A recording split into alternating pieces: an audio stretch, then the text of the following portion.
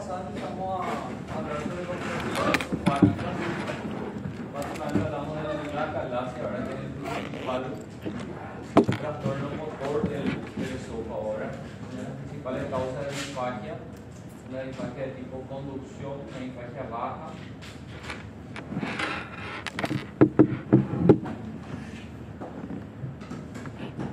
Hablamos de todo el tratamiento.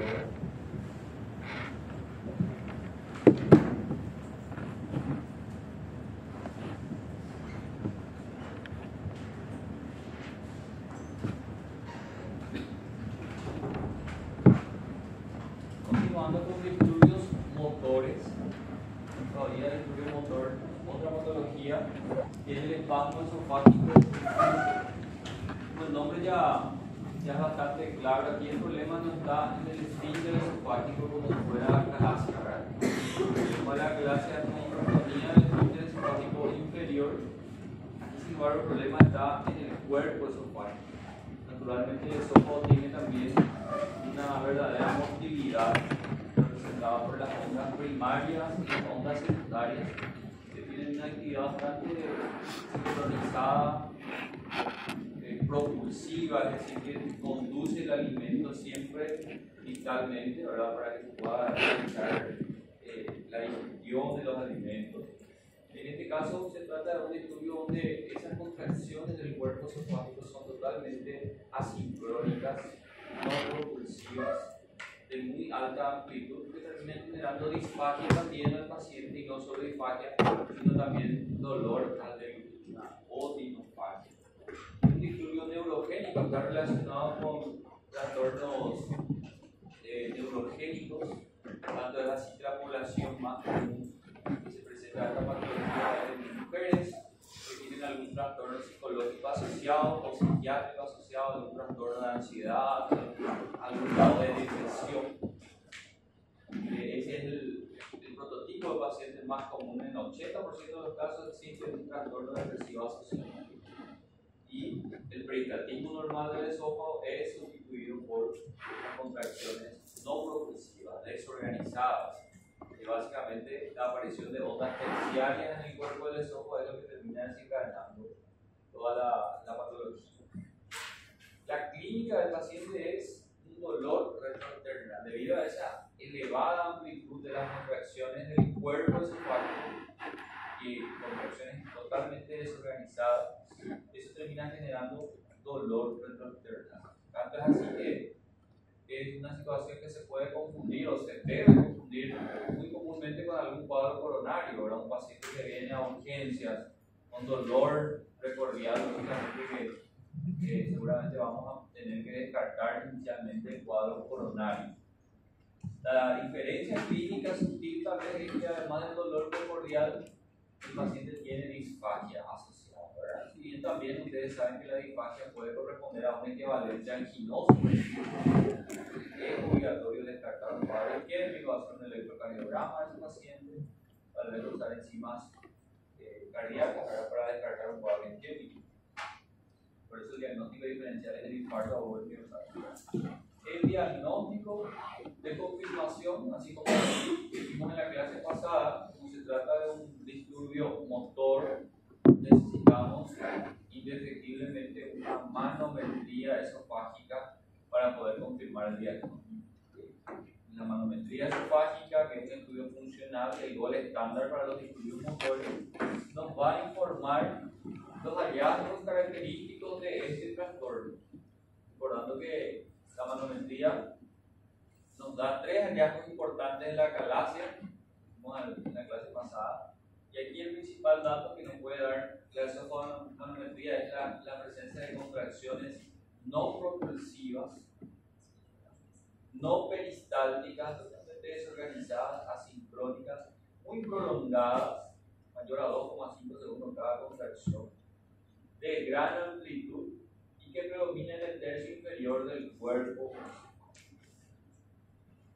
El tratamiento, también la esofagografía varitada del tratamiento, ese mismo estudio radiológico, dinámico, en la galaxia, a través de la inyección de contraste varitado del paciente, se terminaba generando esas imágenes muy analógicas. ¿Recuerdan un tipo de ave, punta de lápiz?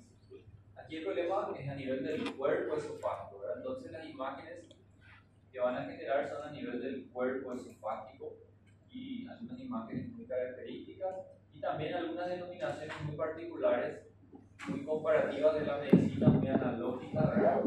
Imágenes tirabuzón. ¿Conocen lo que es el tirabuzón?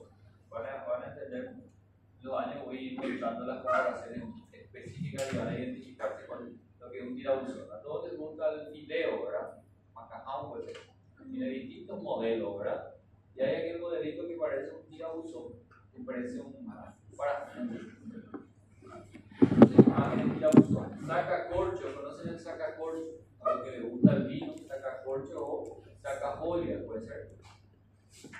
O a los que les gusta más la parte religiosa, ir a la misa, entonces otra denominación, imágenes en cuentas de rosario, en tercio, puede ser tercio de rosario. ¿Por qué? Porque miren que las imágenes que se acuerdan, en particular a mí me hace recordar un sacacorcho, aquel sacacorcho clásico, tradicional, ¿verdad? No, los que vienen hoy día que son más avanzados, ¿verdad? Tienen el aspecto de un tirabuzón y de cuentas de rosario, así no recordar la característica forma de rosario, imagen arrosariada a nivel del cuerpo esofágico. Entonces estas son las imágenes que no siempre van a estar presentes al hacer este estudio. A veces el paciente tiene una clínica sugestiva, ¿verdad? De dolor, y después aplicamos una esofagografía variada y nos encuentran estos hallazgos en ese momento del estudio. Porque esto no es una situación que está en todo momento, de repente desencadenada justamente por la crisis de ansiedad, por los cuadros depresivos. Entonces es probable que cuando el paciente se realice una esofagografía no se encuentren estas imágenes. Por eso la manometría esofágica es igual a estándar, ¿sí? Y el tratamiento inicialmente es farmacológico, así como habíamos colocado también en la calasia. Aquí los fármacos similares a los que usamos en la calasia para relajar esta hipertonía del cuerpo esofágico. Aquí el problema para no desdecir derivados de nitrato, bloqueadores de los canales de calcio. Así también los antidepresivos son uno de los principales pilares. Tratando los cuadros depresivos, los cuadros de ansiedad de estos pacientes, mejora bastante los síntomas, mejora prácticamente el trastorno motor. En un lapso de 6 meses aproximadamente, sin resultado exitoso de este tratamiento farmacológico, entonces no hay otra que partir a un abordaje quirúrgico. Y algo muy similar a lo que hacemos en la calasia. ¿En qué consiste la cirugía de la calasia? ¿Quién me puede recordar? A ver, Isabela, puede ser Isadora. ¿Cuál es el tratamiento quirúrgico, Gabriela? Tanto te diría esa. Abre o esfíncter na capa muscular e faz uma nova volta. Entonces, ¿cómo podemos llamarle a ese abrir, seccionar el esfíncter? Miotomía. Cortar el músculo significa miotomía, mio de musculatura.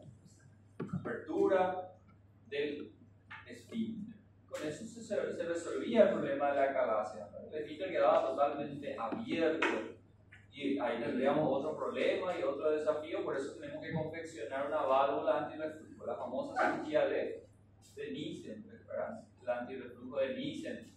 La cirugía de la calasia en sí es la cirugía de Heller. ¿Sí?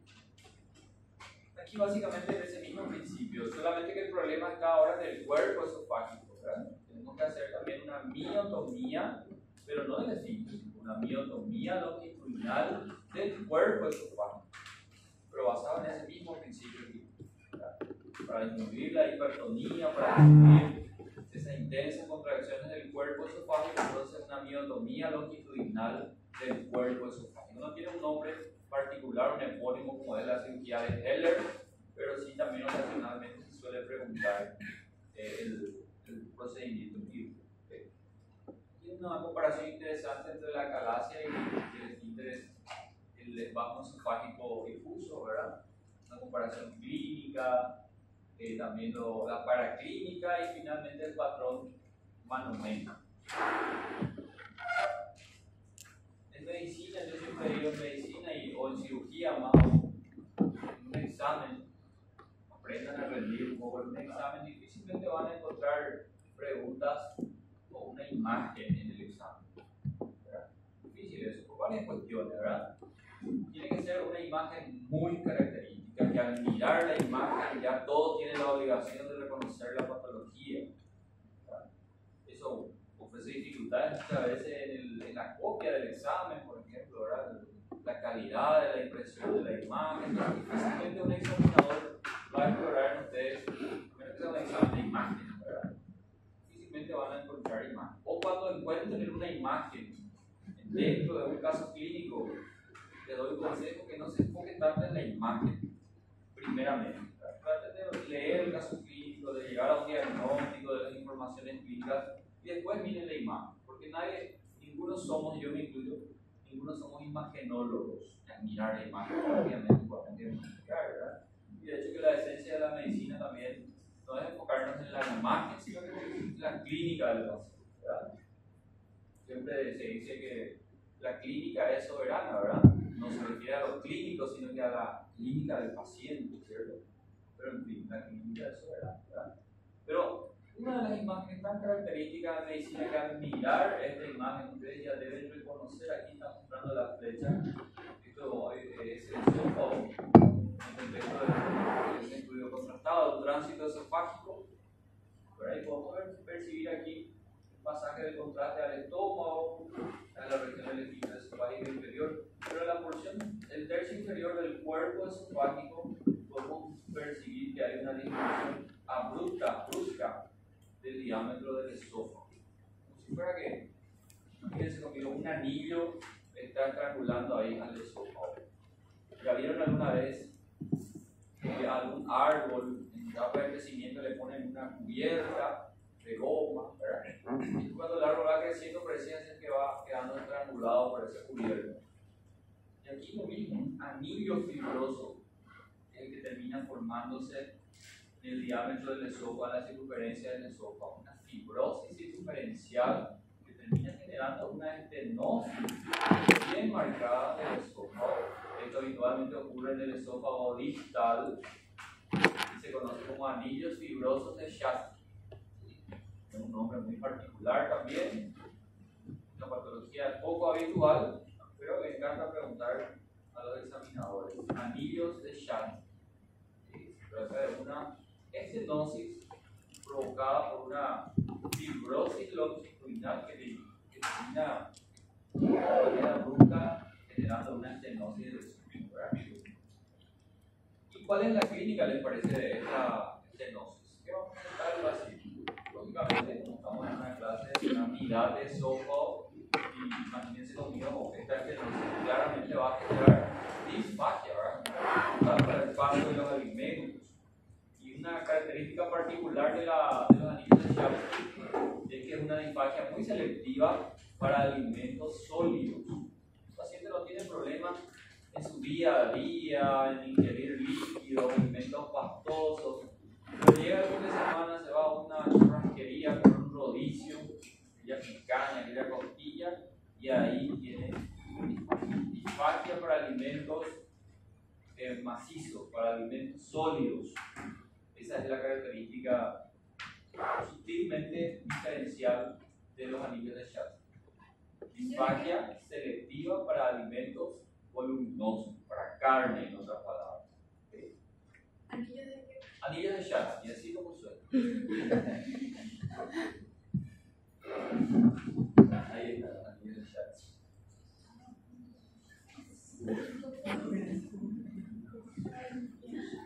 Seguramente ya hicieron algún sticker de esa danza. Ahí está dos, pero usted no me gusta. Bueno, yo tengo un detector de sticker, así que el que hace sería detectar cosas. Bueno, esto es todo lo que ya dijimos. El tratamiento. Bueno, antes de hablar del tratamiento, vamos a hablar otra vez de esto en la próxima clase. Hoy, en la próxima clase de hoy, quiero explicar. Una teoría que explica por qué aparecen los anillos de Schatz y se cree que esto es realmente una forma de adaptación del cuerpo, del esófago más bien, como un mecanismo de defensa que el cuerpo desarrolla contra el reflujo. O sea, ¿en quiénes vamos a encontrar anillos de Schatzky muy frecuentemente? Los pacientes que tienen una enfermedad, una de las estrellas de patología también del tracto esófago gástrico, que es la enfermedad de reflujo gastroesofágico. La sigla ERGE, ¿verdad? Enfermedad de reflujo gastroesofágico. Vamos a hablar de eso en la próxima clase, eso sí, la próxima semana, pero ya adelantando un poco el concepto. En esa patología totalmente lo contrario de lo que ocurre en la acalasia. En la acalasia, ¿cuál era el problema? El esfínter esofágico inferior muy cerrado y los alimentos no pueden pasar al estómago. En la enfermedad del reflujo gastroesofágico, el problema es totalmente lo contrario. El esfínter está prácticamente sin tono, está en todo momento abierto. ¿Cuál es la consecuencia de eso? No hay problema de disfagia, el problema es el reflujo, el contenido ácido gástrico hacia el esófago. Ustedes saben que el contenido gástrico es sumamente ácido y el epitelio del esófago no está listo para resistir a esa agresión. Y va generando mínimamente esofagitis, una inflamación de la mucosa esofágica. Y esa esofagitis genera pirosis y progresa esa esofagitis y después ya hay cambios del epitelio. Termina generando una metaplasia. ¿Cómo se llama la metaplasia? El famoso esófago de Barrett.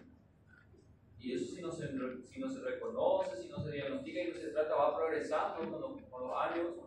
Y ahora después hay displasia de bajo grado, de alto grado. Y finalmente, el último estadio de eso es adenocarcinoma de eso. Eso vamos a hablar en la próxima clase. Entonces se cree que los anillos de Schatzky son como un mecanismo de defensa del esófago para limitar la progresión del reflujo. Como si fuera que el esófago, el cuerpo del paciente dice, bueno, vamos a limitar esta progresión de ácido para que no vaya tanto en toda la extensión del esófago. Por eso aparece esa teoría y la formación de estos anillos fibrosos. Un mecanismo de adaptación del esófago para limitar la progresión del reflujo ácido en los pacientes con reflujo. Y entonces el tratamiento de esto está basado en dos principios. Primero, un tratamiento mecánico, porque necesitamos de alguna manera dilatar nuevamente esta estenosis. Eso se hace a través de la endoscopía, a través de una dilatación neumática, una modalidad de tratamiento que habíamos mencionado también en la acalasia. ¿Recuerdan? Forzar mecánicamente a través de un balón esa zona del esfínter esofágico inferior. En este caso, es lo mismo, pero a nivel del anillo de Schatzky. Y por otro lado, el tratamiento del reflujo será necesario también. Tratar el reflujo, ya sea con medios farmacológicos o con medios quirúrgicos, también es base del tratamiento de los anillos de Schatzky. Siguiente clase 1. Seguimos con esófago. Y vamos a hablar ahora de una patología estrella en lo que refiere al esófago en cuanto a las patologías benignas. Y vamos a hacer una rápida lista de patologías que tenemos la obligación de conocer, de estudiar. Siempre se pregunta la acalasia,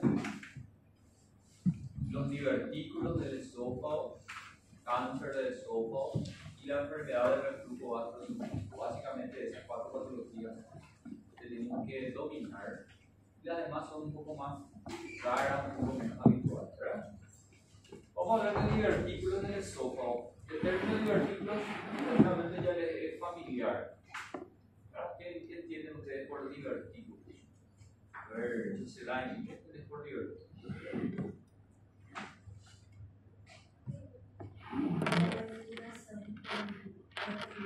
Una invaginación de la pared. Más que una invaginación, porque cuando hablamos de invaginación pareciera ser que es para adentro. Entonces una evaginación, para fuera de la luz.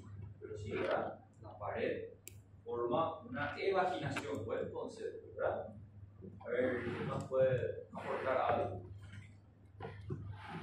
Enrique. Geralmente ela é em zona de debilidade. Tiene que haber una zona de debilidad porque ya leyó un poco la lámpara ahí. Bueno, ¿dónde escucharon? ¿En qué parte del cuerpo les es familiar escuchar el término divertículo? En el colon. Es la zona más popular, más común seguramente en el cuerpo, donde se forman divertículos. una enfermedad conocida como enfermedad diverticular del colon. No sé si ya desarrollaron eso, lo Sí. Claudia. Sí. ¿Sí? Ya está desarrollado eso. Eso también uno de los principales temas que están en el examen. Enfermedad diverticular del colon. ¿Qué podemos decir de esta enfermedad? ¿Afecta el colon? ¿Qué parte del colon más frecuentemente? El colon izquierdo, principalmente el colon sigmoide. Perfecto. ¿Por qué eso? ¿Por qué el colon sigmoide es la zona más común? Porque tiene mayor presión. ¿Por qué? Porque el diámetro del colon mismo en ese segmento es menor, cuanto menor el diámetro, mayor la presión, porque la materia fecal a esa altura del colon ya es pura materia fecal sólida, lista para ser eliminado, más duro, mayor presión. Perfecto. Como dijo Enrique, además de la presión intraluminal elevada, se necesita algo más, debilidad de la pared. Eso es la enfermedad diverticular del colon. Muy bien eso. Pero el término divertículos es un término general, básicamente es una formación sacular o una evaginación sacular que puede ocurrir en la pared de cualquier víscera hueca. Vejiga puede formar divertículos. Cualquier estructura hueca en general puede formar divertículos. ¿Okay? Es una formación sacular paralela a una estructura hueca y naturalmente imagínense conmigo que esta estructura sacular que se va formando paralelo al colon, en este caso paralelo al esófago, también se va a llenar de su contenido. El colon, materia fecal, todos los días entra y sale por esos divertículos, ¿cierto? En el esófago, el alimento que el paciente va a deglutir va a entrar también en parte de nuestros divertículos y va a salir también ocasionalmente. Eso va a dar los síntomas en el esófago. Tenemos que decir que los divertículos, existen una clasificación muy interesante. Están los divertículos verdaderos y los divertículos falsos. ¿Tienen idea de por qué se llaman divertículos verdaderos y divertículos falsos? El del colon, les pregunto, ¿es falso o es verdadero? Es falso. Divertículo falso. Y ya vamos a hablar por qué. Primeramente, el divertículo del colon es adquirido, o sea, es una característica de los divertículos falsos. Nadie nace con divertículos en el colon. Eso es una patología que se adquiere a lo largo de la vida, sobre todo la vida latinoamericana, por el estilo de la alimentación, mucha carne, mucha comida rápida, pocas fibras de la dieta. Eso es lo que termina generando aumento de la presión intraluminal. De manera crónica, es un hábito alimentario y defecatorio que tiene el paciente. Entonces, cuando llega ya por los 60 años, es donde desarrolla la enfermedad diverticular. Entonces, son patologías. Los divertículos falsos son adquiridos y principalmente se llaman falsos porque no están compuestas por todas las capas de esa estructura, de ese colon, en este ejemplo, del colon. ¿Sí? Solamente la mucosa y la submucosa es la que termina formando ese saquito paralelo al colon, a través de la capa muscular de la serosa. No abarca todas las capas. El divertículo del colon no tiene todas las capas del colon, solo tiene mucosa y submucosa. A diferencia de los divertículos verdaderos. Los divertículos verdaderos, obviamente, en forma contraria a esto, están formados por todas las capas del órgano. ¿Dónde encontramos un divertículo verdadero? A ver, Jihad. ¿Qué parte del cuerpo? Donde el paciente naturalmente nace con ese divertículo porque es congénito y está formado por todas las capas. No, el apéndice secal no se considera un divertículo. ¿No? El esófago, las teorías de divertículo que vamos a hablar hoy son también adquiridos, no son falsos, por tanto, ¿verdad? No son verdaderos.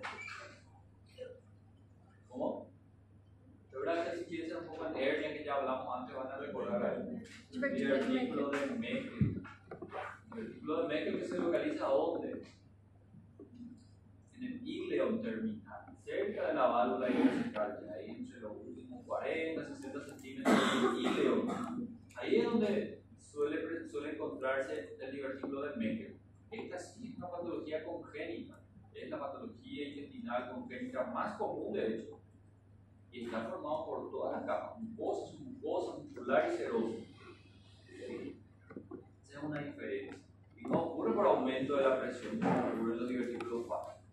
un defecto congénito. Aquí está el esófago. Y ahí vemos dentro de los divertículos. Recuerda que el esófago tiene varias porciones: una porción superior o cervical, una porción media torácica y una pequeña porción abdominal. Existen posibilidades de formación de divertículos en cualquier parte del esófago, pero el principal divertículo más importante, estrella aquí, es el que se forma en el tercio superior del esófago. Fíjense en esta vista posterior, mirando al esófago desde atrás, ¿verdad? Quitando la columna vertebral, vemos al esófago así. Esto es la faringe, la tráquea está por delante y el esófago por detrás. Esa clásica relación anatómica. Aquí están los músculos de la faringe. Ustedes recuerdan por anatomía seguramente la musculatura de la faringe, cuáles son los músculos, los límites, ¿verdad? El inicio del esófago, eso dijimos en la clase pasada, es justamente a partir del cricofaringio, que es el músculo constrictor inferior de la faringe, este músculo que ven de fibras transversales. A partir de ahí es esófago, ¿verdad? Y para arriba es faringe. Aquí están las fibras del músculo tirofaringio, que son oblicuas. ¿Se dan cuenta que hay dos músculos, tirofaringio y otro tirofaringio? A partir de ahí es faringe. Y acá está la formación de nuestro divertículo esofágico, que se llama divertículo de Zenker. Divertículo de Zenker, guárdense este nombre, que es el más importante de este grupo. Ya me gusta mucho comparar y encuentro toda la analogía de lo que ustedes ya saben de hernia. Ya estudiamos hernia, ¿verdad? El semestre pasado. Todo lo que saben de hernias se cumple aquí. No solo aquí, sino en todos los divertículos falsos. Se cumplen los mismos principios. Yo les pregunto a ustedes, ¿cuál es la etiopatogenia de las hernias? ¿Por qué aparecen las hernias de la pared? Recordando un poco el semestre pasado. Aumenta la presión intraabdominal. ¿Y dónde aparece la hernia? En una zona de debilidad. Entonces tenemos que tener esas dos características para que aparezca una hernia. El divertículo falso es como una hernia también. ¿Qué dijimos hace rato del colon? Aumento de la presión intraluminal, cambia un poco, de hecho y tiene que haber una debilidad en la pared. ¿Saben cuál es esa debilidad en la pared del colon? En este caso vamos a hablar también. En la pared del colon, la zona de debilidad son los pequeños orificios que dejan la entrada de las arterias perforantes en la pared. Son milimétricos, pero con el tiempo van formando ahí un saquito diverticular. Eso en el colon. Aquí lo mismo, en el esófago. Entonces tenemos esos dos factores.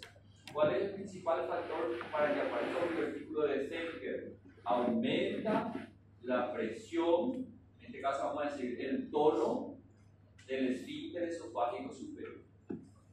Hipertonía del esfínter esofágico superior.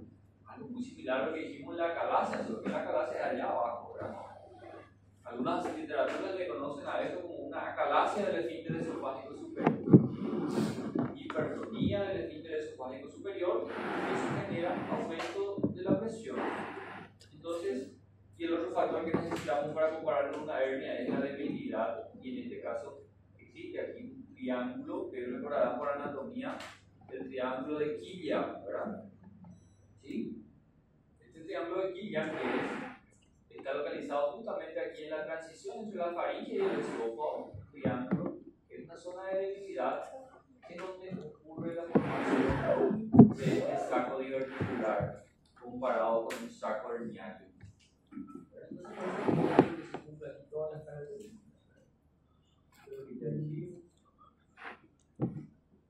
Entonces, el divertículo de Zenker es un divertículo falso, un divertículo que aparece por una hipertonía del esfínter esofágico superior que termina generando la producción de la mucosa y submucosa del esófago a través de una zona anatómica de debilidad que es el triángulo de Killian. ¿Okay? Solo para completar ahí, en clasificación de los divertículos, hay otra clasificación también que tiene en cuenta el mecanismo de formación de los divertículos. Existen los divertículos conocidos como divertículos por pulsión. Este está relacionado a los divertículos falsos. Divertículo por pulsión hace referencia a la formación de un divertículo por aumento de la presión. Entonces, aquellos divertículos del colon son por pulsión. Este divertículo de Zenker del esófago también es por pulsión, porque ocurre por un aumento de la presión. Pero a su vez también existen divertículos por tracción. En el caso de los divertículos por tracción, la formación no obedece a un aumento de la presión. Lo vamos a ver en el esófago, un ejemplo de lo que es divertículo por tracción. Este es un nivel de cada imagen anatómica. Aquí está la faringe, aquí está el esófago y aquí está una zona de debilidad que es conocido como el triángulo de Killian. Y ahí yo les pregunto a ustedes, ¿el divertículo de Zenker está más hacia la faringe o está más hacia el esófago? ¿O está en el medio, la transición? La transición. Entonces, por eso se conoce como divertículo faringo-esofágico en realidad, ¿verdad? No está ni en la faringe ni en el esófago, sino que es la transición. Entonces, muy conocido como divertículo faringo-esofágico de Zenker. En forma ideal estudiamos aquí en el capítulo del esófago. Pero seguramente si ustedes agarran un libro y estudian patologías de la faringe también van a encontrar que mencionan. Por otro lado, también dijimos en la clase pasada, en la primera clase hay generalidades del síndrome esofágico, que existen las disfagias altas, ¿recuerdan? Las disfagias que son por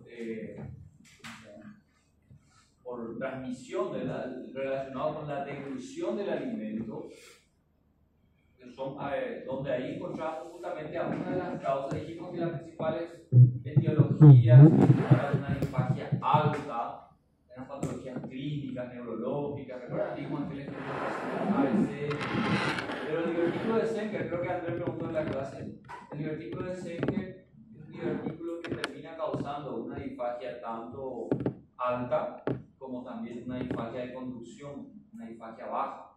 ¿Por qué razón? Primero porque su localización es a nivel del esfínter esofágico superior, pero cuando el volumen del divertículo es suficientemente grande que termina colgando y termina comprimiendo el esófago distal, entonces termina causando también una disfagia por conducción. Por esa razón, solamente para explicar por qué el divertículo de Zenker es un ejemplo de disfagia alta como también de disfagia baja, de disfagia esofágica. Ahí está todo lo que ya dijimos sobre la relación y la comparación clásica del divertículo de Zenker con lo que son las hernias. Y ahí está el triángulo de Killian, ¿verdad? Los límites, el límite inferior de este triángulo es el cricofaringio, o constrictor inferior de la faringe, y los límites superiores de este triángulo son las fibras oblicuas del músculo tirofaringio, ¿verdad? De la faringe. Bueno, ¿cómo se manifiesta el divertículo de Zenker? La mayoría de las veces es totalmente asintomático. El paciente vive con cierto grado de disfagia, con dificultad para deglutir, sin mayor dificultad. Una historia tal vez que si indagamos bien el paciente tiene sorbos de agua al momento de deglutir. Pero allá aproximadamente en la séptima década de vida es donde se hace evidente una masa cervical, una tumoración cervical que aparece cuando el paciente se alimenta. Imagínense conmigo, muy bien la imagen. Cada vez que el paciente se alimenta, parte del alimento seguramente pasa al esófago habitual, pero una parte del alimento va llenando este saquito paralelo, ¿verdad? Entonces el paciente va comiendo y se va formando una masa aquí. Es clásico que el paciente, por ejemplo, que va conociendo su cuerpo, sin entender mucho obviamente la enfermedad, pero el paciente, por ejemplo, cada vez que va a deglutir, comprime el cuello para evitar que se llene el saco. O una vez que se llena el saco, comprime el cuello para vaciar de alguna manera ese saco. Imagínense la sensación desagradable de que parte de los alimentos ya muchas veces en estado de degradación dentro del saco diverticular se terminan vaciando hacia la faringe, hacia el esófago, generando algunos de los síntomas de esta enfermedad, como cerca halitosis. la regurgitación, la llegada a la boca de alimentos en estado de decomposición, porque no pasan a ser digeridos, ¿entiendes? Pero esa clínica clásica es la que aparece ya aproximadamente a la 7ª década de vida. Clásicamente esta tumoración se hace evidente en la región izquierda del cuello. La mayoría terminan siendo asintomáticos. Entonces los principales síntomas, recuerden ahí la calasia. Interesante que cuando hablamos de síndrome disfágico o síndrome esofágico, en la primera clase habíamos citado una serie de patologías. Aquí mismo lo hicimos también. Acalasia, espasmo esofágico, divertículo, bueno. Todas estas patologías, cáncer de esófago también, comparten mucha sintomatología, tanto las patologías benignas como malignas. ¿Verdad? Tienen disfagia, pérdida de peso, comparten mucha sintomatología. Por eso que hay muchas dentro del síndrome disfágico o síndrome esofágico. Pero siempre tratamos de colocar en cada patología cuáles de esos signos son más característicos. En la acalasia, por ejemplo, la disfagia, la pérdida de peso y la regurgitación. En el divertículo de Schenker, ¿cuál es el principal protagonista como signo? La regurgitación y la halitosis. Y la formación de una masa cervical muy avanzada cuando el divertículo ya es muy último. Regurgitación de alimentos no digeridos con riesgo de broncoaspiración por el efecto de la gravedad. El paciente cuando se acuesta facilita el vaciado de ese divertículo hacia las regiones superiores de la faringe y también puede terminar con episodios de broncoaspiración. La halitosis también está claro, el motivo es la masa cervical que termina visualizando, ¿verdad? Si ellos les preguntan, colocou ali que ele pode ser assintomático, então, quando é assintomático, é mais, encontra mais com um hallazgo ocasional. Cuando es asintomático, solamente el hallazgo podría ser casual. Es común en los divertículos. Esta sintomatología es solamente ya cuando el divertículo es suficientemente voluminoso. Y a ellos les pregunto, ¿existe aquí o no existe un disturbio motor de base, vamos a decir así? La causa de la formación del divertículo de base. Probablemente sí existe, ¿verdad? El problema es una hipertonía del esfínter esofágico superior. Eso es lo que termina generando el aumento de la presión. Entonces, la respuesta es sí, existe un motor primario, un trastorno motor. Entonces, si yo les pregunto, ¿cuál es el gol estándar entonces para hacer el diagnóstico de confirmación aquí? Ahí todos van a responder la manometría esofágica, ¿verdad? Eso es lo que dijimos en la clase pasada. Quiero confirmar un disturbio motor, tiene que ser manometría. Perfecto ese pensamiento. Pero aquí tal vez sea una excepción. Porque lo único que la manometría me puede decir en un divertículo de Schenker es que hay hipertonía del esfínter esofágico superior. Es el único dato manométrico. Entonces esa información yo prácticamente ya asumo en el paciente que tiene divertículo de Schenker. Ya asumimos esa información, ya damos por asumido, ¿me entienden? Entonces aquí la manometría puede ser prescindida. Y el principal estudio termina siendo la esofagografía varietal, el gol estándar. Porque es una imagen muy clara. Fíjense cómo nos da la esofagografía varietal. Ya entendimos un poco cómo se realiza en la clase pasada. El paciente va a ingerir una solución que tiene contraste varietado. Nosotros radiológicamente vamos a ir viendo la progresión de ese contraste por todo el paso del esófago. Y vamos a ver que además de pasar por el esófago, una parte del contraste va llenando un saco paralelo al esófago. Se ve la anatomía, el tamaño del divertículo de seno.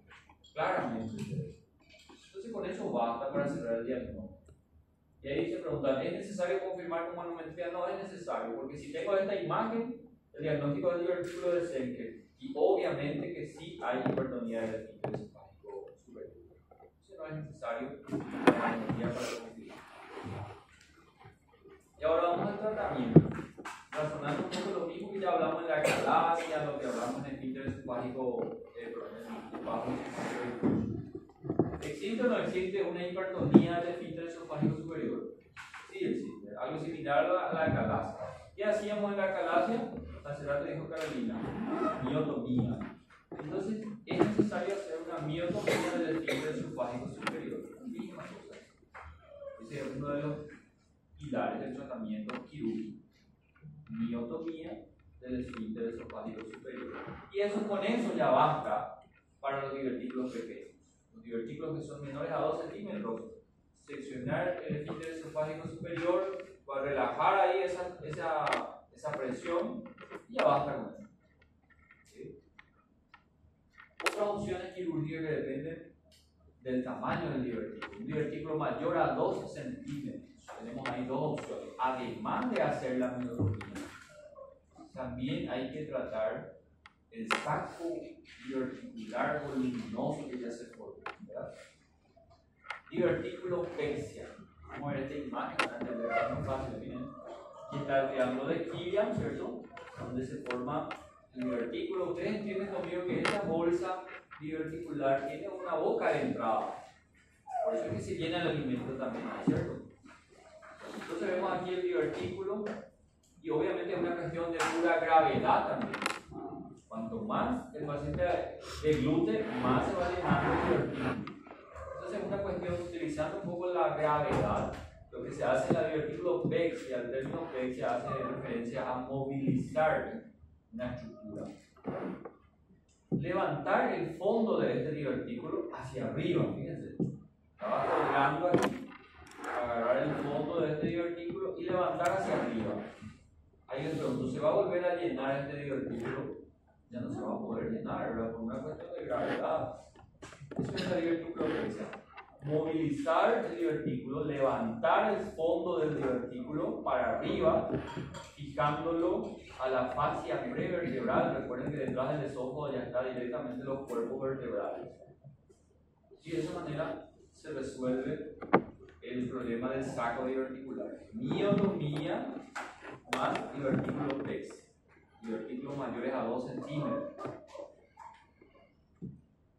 Pero todavía existen los divertículos que son más voluminosos aún, son mayores a 5 centímetros. La divertículo pexia no será suficiente. Ese divertículo va a terminar nuevamente colgando. Entonces no hay otra que extirpar el divertículo. Hacer la miotomía y extirpar el divertículo. ¿Cómo se llama eso?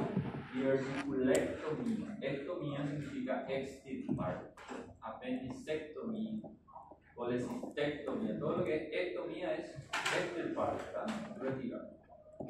Entonces esta es la diverticulectomía. Resecar el divertículo. Y luego esto, recuerden que un problemita del esófago es que no posee la capa serosa. Entonces toda cirugía que se realice en el esófago tendrá gran posibilidad de filtrar esa anastomosis, esa sutura.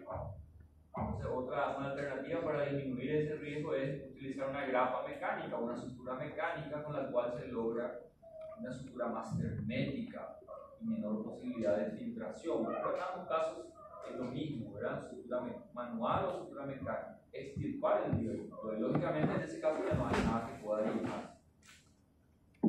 Y todavía una opción, una alternativa endoscópica, termina siendo también quirúrgico. La cirugía.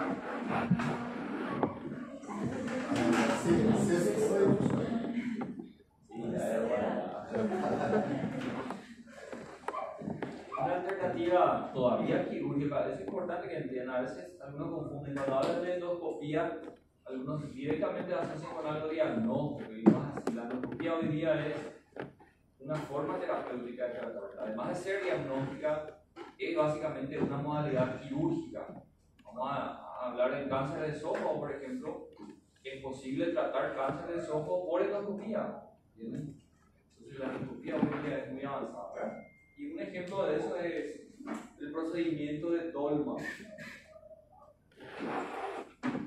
Requiere indefectiblemente que sea un divertículo por lo mínimo de 3 centímetros para que pueda ser posible esta técnica. Vamos a mirar un poco aquí en esta imagen muy interesante. Sería una imagen que el endoscopista tiene cuando va ingresando a la faringe. Esto, imagínense conmigo, sea el trayecto del esófago habitual, y para paralelamente aquí la boca de entrada parece saco verticular, ¿se entiende eso, verdad?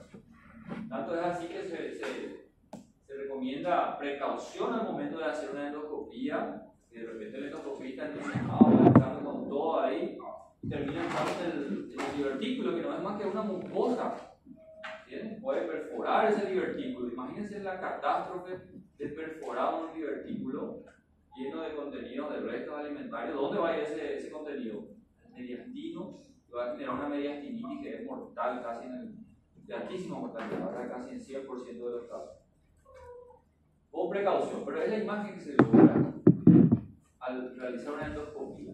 Entonces imagínense que esto que estoy señalando, esta pared, este tabique, separa la luz del esófago habitual y la luz del saco diverticular. Entonces, ¿en qué consiste el procedimiento de Dolman? Como pueden ver en estas imágenes, utilizando una grapadora mecánica endogía, así se llama, porque es la que se utiliza para cavidades pequeñas, para tratamientos mínimamente invasivos, para cirugías laparoscópicas y robóticas. Es la forma de sutura mecánica, ¿verdad? Pero el principio de la sutura mecánica siempre es el mismo. Imagínense conmigo que esta grapadora mecánica tiene dos ranuras, ¿verdad? Una tijera. Una de las ranuras se introduce en la luz del esófago habitual, que es esta, ¿sí? Y la otra rama de la grapadora mecánica, similar a una tijera, imagínense conmigo, se introduce dentro de la luz del divertículo y queda en esta posición, ¿verdad? Una grapadora mecánica en la luz del esófago habitual y una de las ramas de la grapadora en la luz del divertículo, ¿sí? Como una tijera. Al disparar la grapadora mecánica, el efecto es que termina cortando y al mismo tiempo suturando. Entonces, en otras palabras, lo que va a generar es comunicar las luces del esófago habitual con la luz del divertículo. Va a generar una sola luz. Entonces, cuando el paciente deglute, no hay otra opción, el alimento siempre va para abajo, no hay otra luz paralela que se deba llenar. Básicamente, eso es el procedimiento de Dolman. Es comunicar la luz del esófago habitual con la luz del divertículo, seccionando con una grapadora mecánica endoscópica este tabique de separación entre los dos lúmenes. Comunicando estas luces se logra una sola luz, un solo trayecto. ¿Se entiende? Esta es una alternativa endoscópica. ¿Qué es melhor? Pero ya no está comunicado. No, está comunicado a través de un orificio solo aquí, de una boca. ¿Entendés? Aquí solamente está comunicado una boca de entrada, solo una pequeña boca. Ele vai seccionar a parede anterior do divertículo? Se va a seccionar todo lo que implica este tabique, la pared posterior del esófago con la pared del divertículo incluso. Se va a abrir, se va a comunicar todo esto. La comunicación, Carolina, es solamente aquí, un anillo solamente. Cuando el alimento va pasando por ese anillo, va llenando de esto. Ahora, al abrir toda esta pared, entonces se va a formar una sola luz común para todos. Ya no se va a llenar un saco para mí. Todo va a ir para abajo. Por eso lo que ya dijimos, ¿verdad? Que una precaución que debe hacer la endoscopía. De hecho, que ni siquiera lo mencionamos a la endoscopía como parte del algoritmo diagnóstico. Incluso una sonda nasogástrica. Hay que tener precaución de colocar un paciente con vehículo de sueño. Y básicamente en este cuadro ahí resumido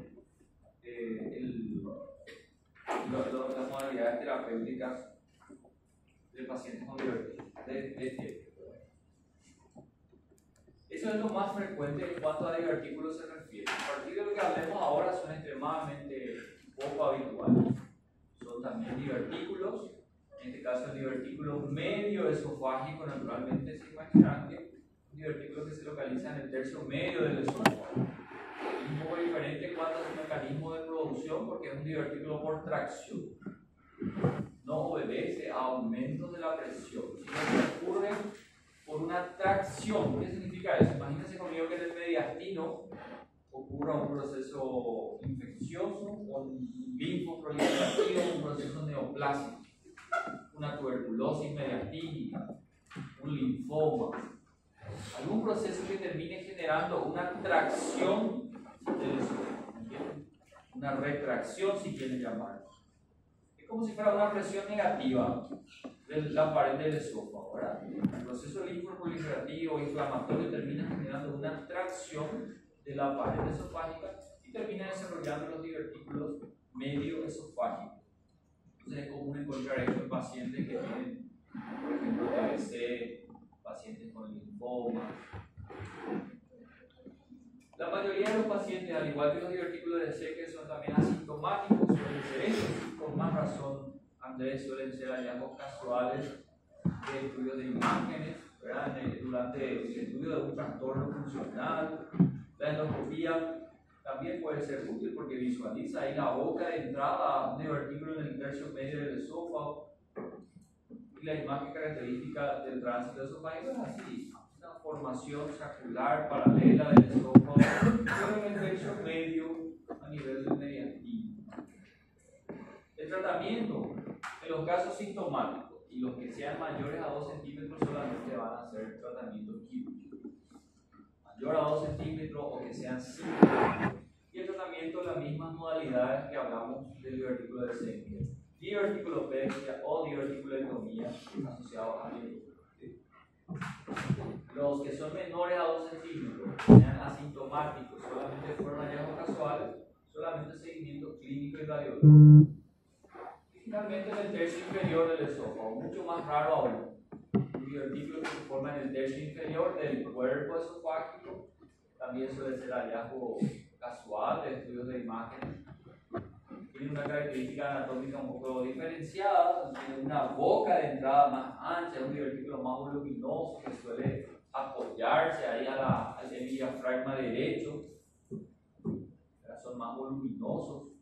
Como pueden ver en esta imagen, este paciente que tiene un divertículo medio esofágico y un divertículo epifrénico. Epifrénico, ¿por qué? Porque está por encima del diafragma, descansa literalmente sobre la cúpula diafragmática. Faz a melhoria também do Sí,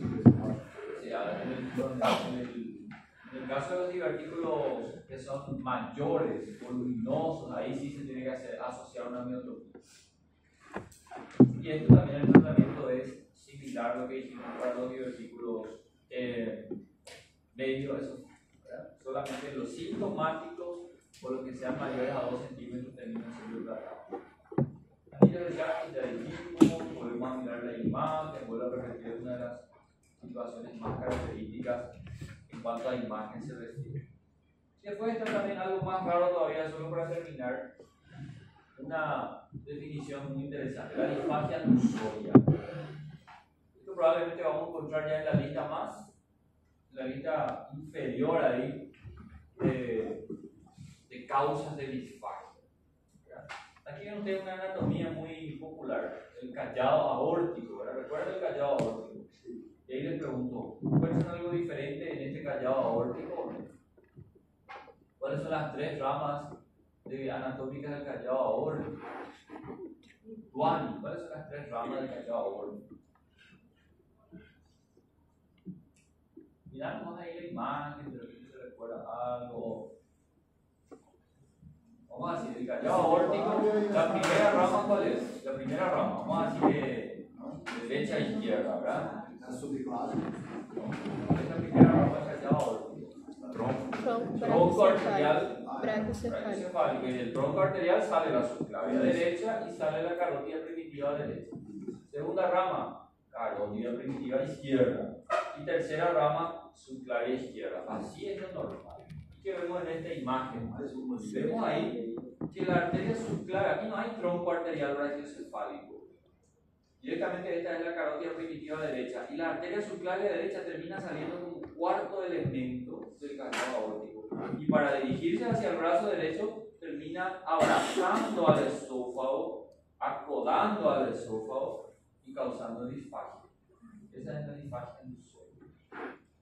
La disfagia es una variación anatómica, una arteria aberrante, que lo más común es que sea la emergencia tardía de la arteria subclavia derecha, que termina saliendo como un cuarto elemento del callado aórtico, termina abrazando al esófago para dirigirse al miembro derecho, ¿verdad? Al miembro superior derecho, y puede llegar a causar disfagia.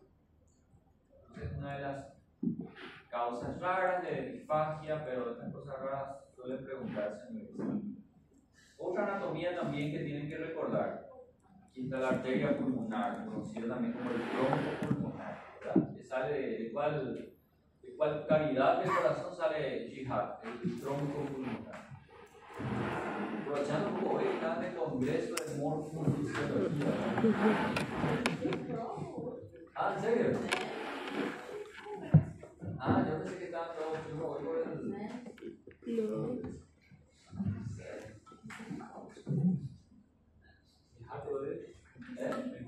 Ventrículo derecho, perfecto, el ventrículo derecho. Y tiene una relación íntima con la tráquea y los músculos principales. Naturalmente, el tronco pulmonar se divide en arteria pulmonar derecha e izquierda. Clásicamente, la arteria pulmonar izquierda, dice la literatura anatómica, cabalga sobre el bronquio principal izquierdo. Debería pasar aquí. Pero termina emergiendo muy tardíamente y termina pasando entre la tráquea y el esófago, comprimiendo el esófago y comprimiendo también incluso la propia tráquea. Un verdadero anillo vascular que se forma porque terminan envolviendo la otra causa de infarto, conocido como slim de la arteria pulmonar. Entonces son aquí trastornos vasculares, variantes vasculares anatómicas de la vascularización que terminan causando infarto. Pronto, nesse caso, o paciente também poderia apresentar disnea? También, claro, si terminan comprimiendo la tráquea, episodios de disnea o cuadros que simulan obstrucción de las vías respiratorias. Y obviamente el diagnóstico es un imagenológico. Una ecocardiografía transtorácica, en algunos casos en manos avesadas, podría detectar, pero la mejor forma de identificar toda esta anatomía vascular es a través de una angiotomografía. Y una vez reconocidas estas variantes anatómicas, estas malformaciones anatómicas, en el caso de la disfagia ilusoria, que sea sintomático debe ser tratado quirúrgicamente. En el caso del spleen de la arteria pulmonar, en todos los casos va a ser quirúrgico. El tratamiento quirúrgico será cardiovascular, ¿verdad? Y será la reimplantación de estos vasos, la corrección anatómica por cirugía. La disfagia só se for En la disfagia ilusoria solamente los casos sintomáticos. Y bueno, ya es suficiente por hoy. Esto vamos a dejar para la próxima clase porque es una clase muy extensa el grupo y quiero que estén en su máxima atención. Si quieren ir adelantando este tema para la próxima clase. Reflujo y cáncer de esófago. Cáncer de esófago es cortito, no vamos a profundizar, algo básico nada más. Y vamos a hacer eso. ¿Alguien tiene un